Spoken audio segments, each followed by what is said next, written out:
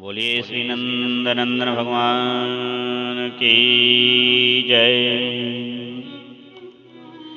प्रिय बंधुओं, मार्गशीर्ष शुक्ल पक्ष की इस परम पुनीत एकादशी का नाम मोक्षा एकादशी है। इस मोक्षा एकादशी के कथा का श्रवण का फल इतना अत्यधिक है कि इससे सभी प्रकार की कामनाएं पूर्ण हो जाती हैं। इसमें जो व्रत करके अपने पुण्य को, उस व्रत के पुण्य को पितरों के निमित्त दान कर देता है, उसकी 11 पीढ़ी जितने भी पितर हैं वह सब मोक्ष को प्राप्त होकर के उस व्रत कर्ता को, उस ग्रस्त को, उस वंशज को अनेकों अनुपम आशीष प्रदान करते हैं और उनके उन आशीर्वाद से वह ग्रस्त सभी प्रकार के अपराध, सभी प्रकार के असामयिक संकट, सभी प्रकार के रोग, सभी प्रकार की दुर्वृत्तियों एवं सभी प्रकार के अभावों से मुक्त हो जाया करता है। वह धन्य धान्य अनेक प्रकार का धन, अनेक प्रकार की संपत्तियों से युक्त होकर के, अनेक प्रकार का वैभव, कुटुंब कौटुंबी जन के साथ में परिपूर्ण होकर के इस लोक में अनेक सुखों को भोग करके अंत में भगवान के श्रीधाम को पधारता है। महाराज युधिष्ठिर भगवान श्री नंद नंदन वासुदेव कृष्ण से पूछते हुए कि मार्गशीर्ष के शुक्ल पक्ष की जो एकादशी है उसके व्रत करने की विधि क्या है और उसके व्रत को कैसे किया जाना चाहिए, व्रत में क्या नियम संयम करना चाहिए एवं व्रत करने से लाभ क्या होता है और महाराज उस एकादशी का नाम क्या है। तब भगवान श्री नंदनंदन वासुदेव श्री कृष्ण कहने लगे कि हे महाराज युधिष्ठिर, मार्गशीर्ष मास के शुक्ल पक्ष की जो एकादशी होती है वह एकादशी मोक्षदा एकादशी के नाम से जानी जाती है और उसका व्रत करने से सभी पापों से व्यक्ति की निवृत्ति हो जाती है। आपने पूछा कि व्रत कैसे करें, तो प्रातः काल ब्रह्ममुहूर्त में उठ करके स्नान आदि शौचादि से निवृत्त होकर के संकल्प करें, गंगा जल से, तुलसी जल से, आंवले के चूर्ण या आंवले के रस या आंवले के जल को, रस को जल में डाल करके उससे स्नान करें और अपने पितरों के लिए स्मरण करते हुए उनको थोड़ा सा जलांजलि दें। उसके बाद में संकल्प करें कि मैं यह व्रत रख रहा हूं, इससे मेरे समस्त प्रकार के ताप पाप साप नष्ट होकर के मेरे जितने भी पितर हैं वह सब मोक्ष को प्राप्त हों और मैं भी मरण के बाद में मोक्ष को ही प्राप्त हों।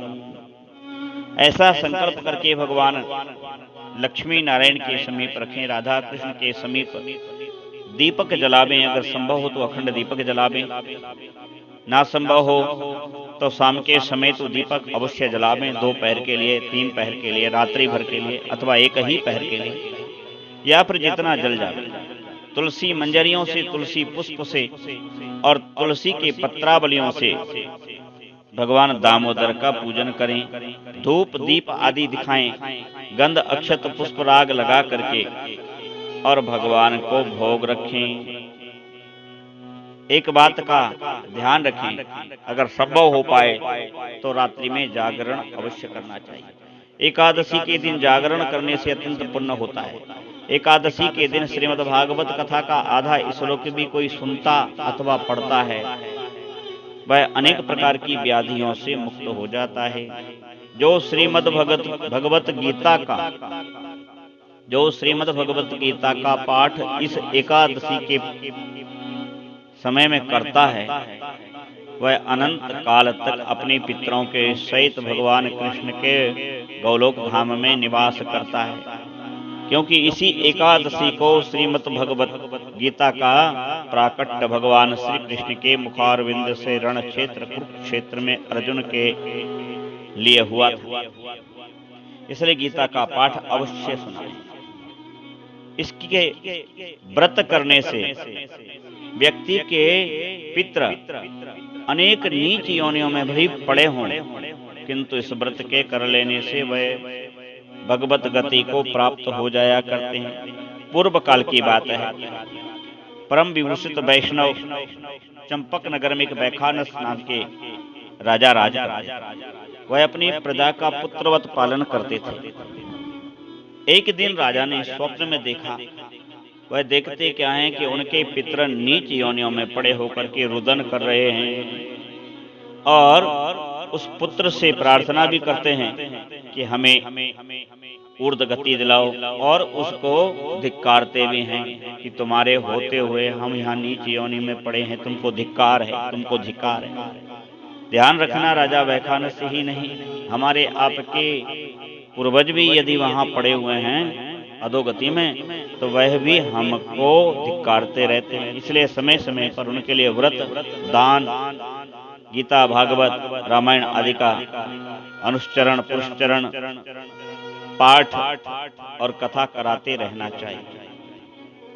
तो वह वैखानस राजा ने जब देखा कि मेरे पितर रुदन कर रहे हैं, तो वह प्रातःकाल सभा में ब्राह्मणों के साथ बैठ करके और अपने स्वप्न का वर्णन करने लगे कि हे देवताओं, यह स्वप्न मुझे क्यों आया और इसके स्वप्न का क्या फल है।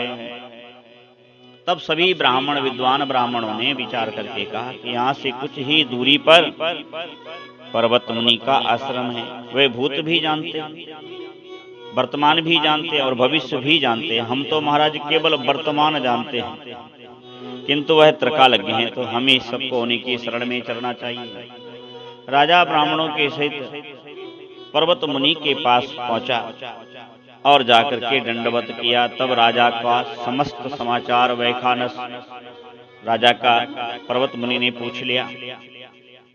राजा ने कहा कि महाराज, आपके आशीर्वाद से सब कुछ आनंद है, सब सकुशल हैं। एक ही कष्ट है कि मेरे पितर जो है मुझे स्वप्न में रोते हुए दिखाई देते हैं, मुझे धिक्कारते हैं कि तुम्हारे होते हुए भी हम इस नीच योनि में पड़े हुए हैं, मेरे पितर नरक में पड़े।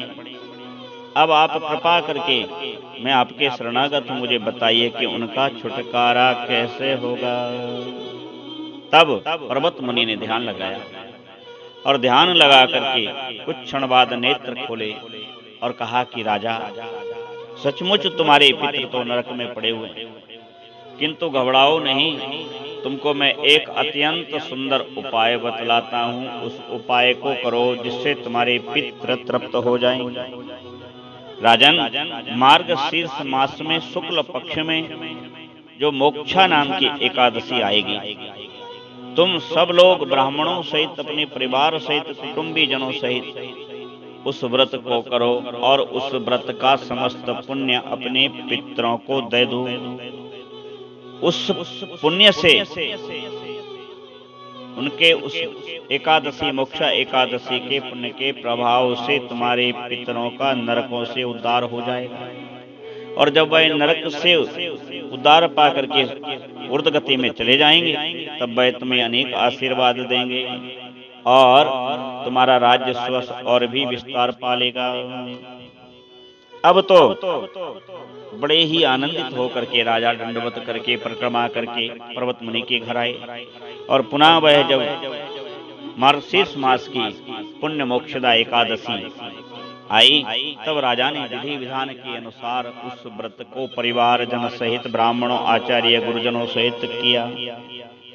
और वह व्रत दूसरे दिन द्वादशी को संकल्प सहित अपने पितरों को संकल्प करके दे दिया। पुण्य के देते ही क्षण भर में आकाश से फूलों की वर्षा होने लगी। वैखानस के पिता पितरों सहित नरक से छुटकारा प्राप्त कर गए और आकाश में आकर राजा के प्रति यह पवित्र वचन बोले कि बेटा, तुम्हारा कल्याण हो, तुम्हारा कल्याण हो। यह कहकर के वह स्वर्ग में चले गए। भगवान श्री कृष्ण कहते हैं, महाराज युधिष्ठिर, जो इस प्रकार कल्याणमयी मोक्षा एकादशी का व्रत करता है, उसके समस्त पाप नष्ट हो जाते हैं और मरने के बाद वह मोक्ष को ही प्राप्त करता है, क्योंकि इसका नाम ही मोक्षा एकादशी है। यह मोक्ष प्रदात्री है, मोक्ष को देने वाली है। जिस प्रकार चिंतामणि समस्त कामनाओं को पूर्ण करने वाली है, ऐसे ही यह भी पूर्ण करने वाली है। इस महात्मा के पढ़ने और सुनने से ही वाजपेयी यज्ञ का फल प्राप्त होता है। इसलिए इस कथा को दिन में 3 बार और संभव हो तो रात में भी 3 बार अवश्य सुनना चाहिए। यह भी संभव ना हो तो रात्रि में जागरण काल में 4 पहर इसको सुनना चाहिए। ऐसा करने से उसके पितृ तो उद्धार पाते ही हैं, उसको भी सभी प्रकार की व्याधियां समाप्त होकर के स्वस्थ पुण्य और मोक्ष की प्राप्ति का मार्ग प्रशस्त होता है। बोले नंदन भगवान की जय, बोले एकादशी मैया की जय। राम जय राम, जय जय राम।